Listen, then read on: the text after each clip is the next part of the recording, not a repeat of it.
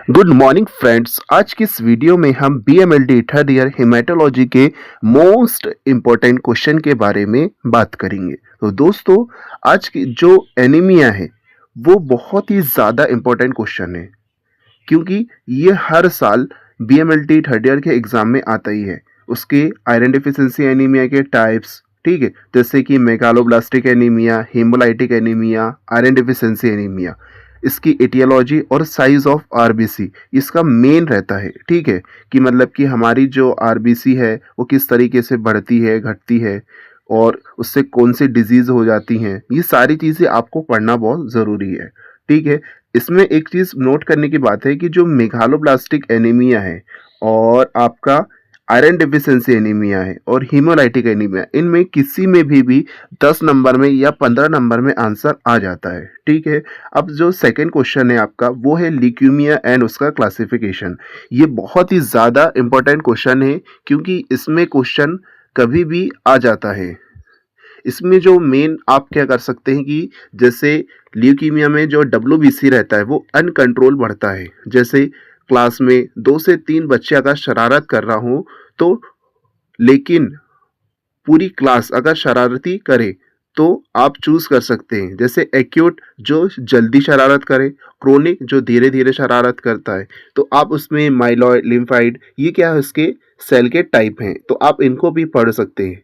Leukaemia में क्या होता है कि जो खराब डब्ल्यूबीसी बॉडी पर क्या हो जाती है, कंट्रोल खो देती हैं। मतलब कि आपकी जो बॉडी है उसमें ल्यूकीमिया की जो डब्ल्यूबीसी जो रहती है वो बॉडी पे कंट्रोल छोड़ देती है, तो उसे ल्यूकीमिया कहते हैं। ठीक है, आप जो सेकंड क्वेश्चन है आपका वो है प्लेटलेट फंक्शन टेस्ट। प्लेटलेट जो फंक्शन टेस्ट है, इसमें आपको बॉडी का मैकेनिक, मतलब कि प्लेटलेट मतलब होता है क्लॉटिंग फैक्टर, हमारी बॉडी किस तरीके से ब्लड को क्लॉट कर रही है, उसमें हम देखते हैं काय में, प्लेटलेट में।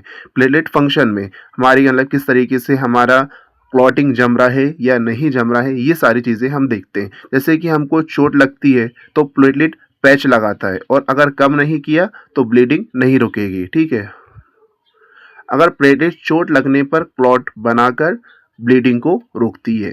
अब हम अगले क्वेश्चन की अगर हम बात करें तो बीटी, सीटी, पीटी और एपीटीटी, ठीक है, ये प्लेटलेट फंक्शन से ही रिलेटेड क्वेश्चन है। मतलब कि bleeding time, clotting time, prothrombin time और एपीटीटी, ये एक प्लेटलेट, जैसे अगर बीटी मतलब होता है कि प्लेटलेट काम कर रही है या नहीं। ठीक है, सीटी मतलब क्लॉटिंग टाइम में क्या होता है, क्लॉट बन रहा है या नहीं हमारी बॉडी में, हम उसको देखते हैं।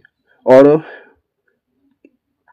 प्रोथ्रोम्बिन टाइम में हम इंट्रिंसिक पैथवे को देखते हैं, और एपीटीटी में हम इंट्रिंसिक पैथवे को देखते हैं।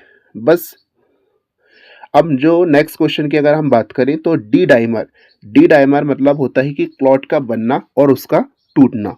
ये क्या कहलाता है, आपका डी डाइमर कहलाता है। डी डाइमर क्वेश्चन बहुत ही ज़्यादा इजी भी है और इम्पोर्टेंट भी है।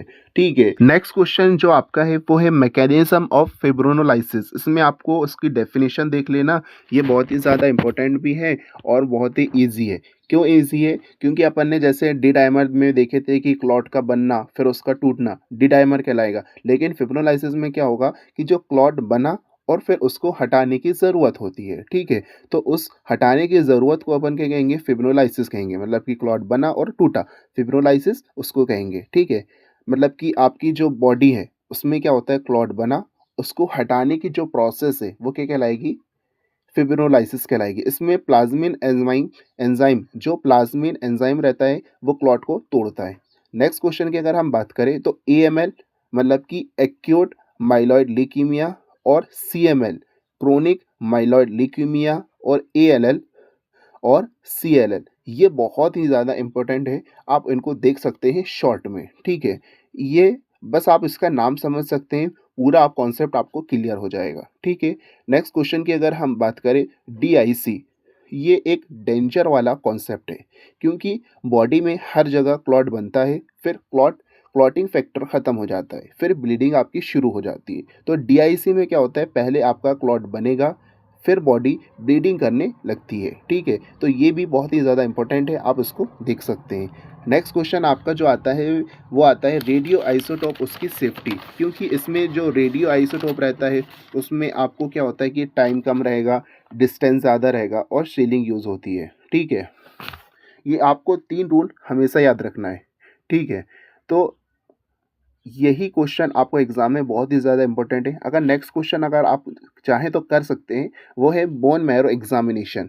एग्ज़ाम में कई बार पूछता है, लेकिन इतना है कि कई बार आता है और कई बार नहीं आता। क्योंकि जो अगर हम इसको सीधी बात करता हूँ मैं कि बोन मैरो क्या है, ठीक है? तो बोन मैरो एग्ज़ामिनेशन में क्या होता है कि ये ब्लड सेल्स की एक फैक्ट्री है, ठीक है? ब्लड में बोन मैरो में जो टेस्ट से ब्लड डिज़ीज़ का रूट कॉज़ पता चलता है। मतलब कि बोन मैरो टेस्ट से क्या करेंगे अपन, जो ब्लड डिज़ीज़ का जो रूट है, उसके कॉज़ेज़ का हम पता करते हैं।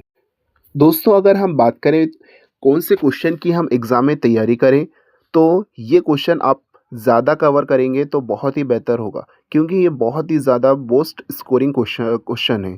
जैसे एनीमिया और उसके टाइप्स, ये बहुत ही ज़्यादा इम्पोर्टेंट है। आप इसको करेंगे तो ये क्वेश्चन 100% आने की चांसेस हैं, ठीक है? नेक्स्ट क्वेश्चन की अगर हम बात करें, वो है ल्यूकीमिया। ल्यूकीमिया ये भी क्वेश्चन एग्ज़ाम में डायरेक्ट पूछता है, बहुत ही ज़्यादा इम्पोर्टेंट भी है।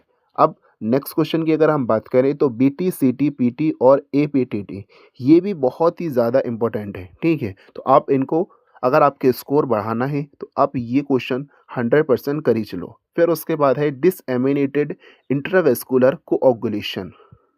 ये भी एग्ज़ाम में क्वेश्चन पूछता है, मतलब कि कोआगुलेशन क्या होता है, ठीक है? उसके फैक्टर्स भी पूछता है, ठीक है? अब नेक्स्ट क्वेश्चन जो आपका पूछता है बोन मैरो एग्जामिनेशन, ठीक है? ये भी क्वेश्चन आपको एग्जाम में पूछता है, क्योंकि ये टॉपिक बार बार पूछे जाते हैं और इनका कॉन्सेप्ट भी क्लियर है, तो आप इन्हें अच्छे से तैयारी कर लें। अगर आपके पास कम टाइम है तो ये 5 टॉपिक आपको स्ट्रॉन्ग कर सकते हैं और आपका 50% पेपर यहीं से कवर हो जाता है। तो फाइनल क्लोजिंग अगर हम बात करें तो बाकी सभी टॉपिक्स इम्पोर्टेंट है, लेकिन ये स्कोर बूस्टिंग टॉपिक है। स्कोर आपके क्या करेंगे, बूस्ट करेंगे, तो आप इन्हें इग्नोर मत करना, ठीक है? तो थैंक यू गाइस, आपने मुझे इतनी वीडियो में इतना सपोर्ट किया आपका, तो आप भी बने रहिए। मैं इनके और अच्छे से कॉन्सेप्ट करके क्लियर करके आपको क्वेश्चन बताऊंगा, तो आप मेरी वीडियो में बने रहिए और मेरे चैनल को सब्सक्राइब कर लिए, ताकि आने वाले आंसर इन सभी के आंसर आपको मिल सकें।